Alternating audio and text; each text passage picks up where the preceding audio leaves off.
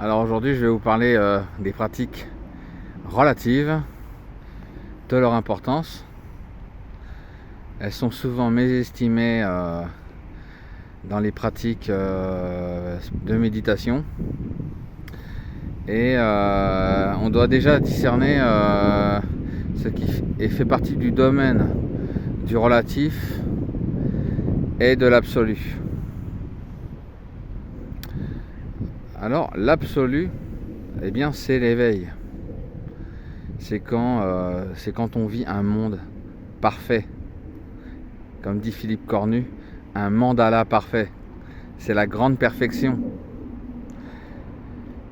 Et on vit ça quand on se met dans une posture de laisser être, où on va laisser toutes nos fluctuations internes s'exprimer, se manifester et s'auto-libérer.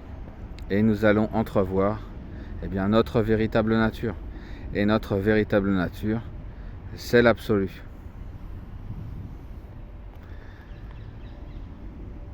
Pour imaginer ça, on pourrait dire que l'éveil de chacun, c'est un peu comme un lac magnifique où on y passe un agréable moment. Dans le fond, ça nous montre ce qu'est véritablement notre lac intérieur, purifié, nettoyé, et ça nous donne la direction, le but, dès lors que nous allons retourner dans ce monde ordinaire.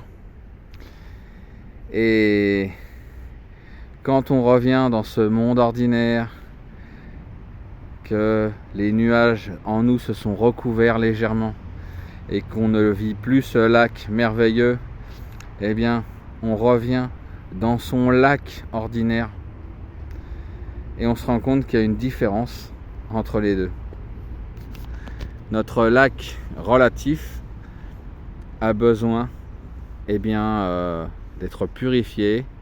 Nous devons prendre soin de ce lac intérieur, un peu comme un jardin où nous allons utiliser des pratiques qui va servir à transformer le venin en remède.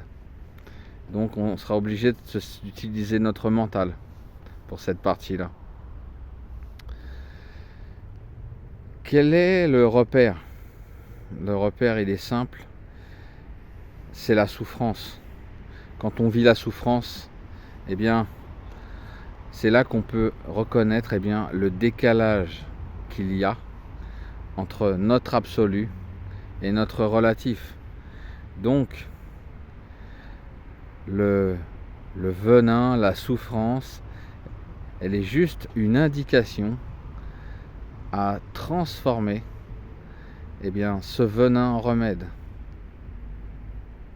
Le Bouddha l'expliquait dans une métaphore. Dès lors qu'il avait atteint l'éveil, des forces obscures lui envoya des flèches et lui les transforma en fleurs. Et donc, dans les pratiques relatives, nous transformons les flèches en fleurs.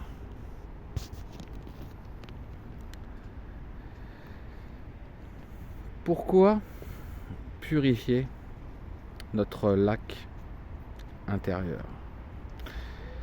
Tout simplement parce que notre lac absolu, elle soutient notre monde relatif.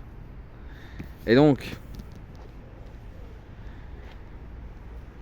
plus on va retirer toute la lourdeur, tout ce qu'il y a de toxique en nous,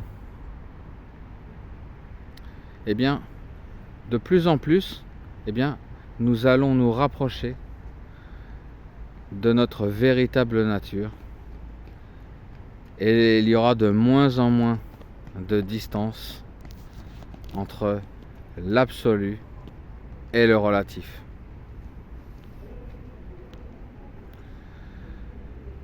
Alors, comment faire pour transformer le venin en remède. Dans un premier temps, nous avons besoin de retrouver une confiance en nous, une confiance dans notre corps. Nous avons besoin de retrouver la confiance dans la vie. Nous avons besoin de retrouver la confiance avec des personnes de notre famille, de notre environnement. Tout ce qui nous entoure est notre lac relatif.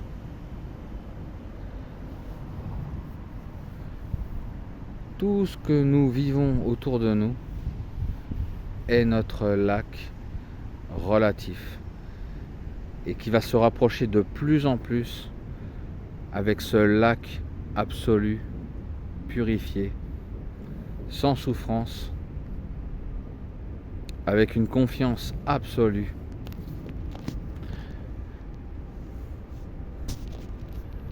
La confiance en soi, c'est le numéro 1.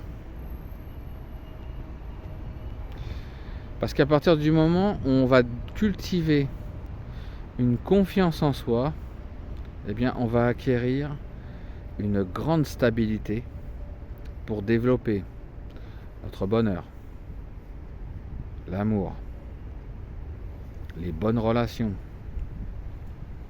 la sérénité, l'absence de peur. Et nous allons surtout augmenter notre aisance dans l'existence face à tous les hauts et les bas de l'existence. Si on sait que les hauts et les bas de l'existence, ce sont ces fameuses flèches qui fait que si j'ai plus de confiance en moi face à ces difficultés, je peux les transformer en fleurs. Donc, c'est que du bonheur. Dès lors qu'on a cultivé la stabilité, on peut se développer d'une manière sereine jusqu'à l'éveil ultime. Donc, bonne confiance en vous.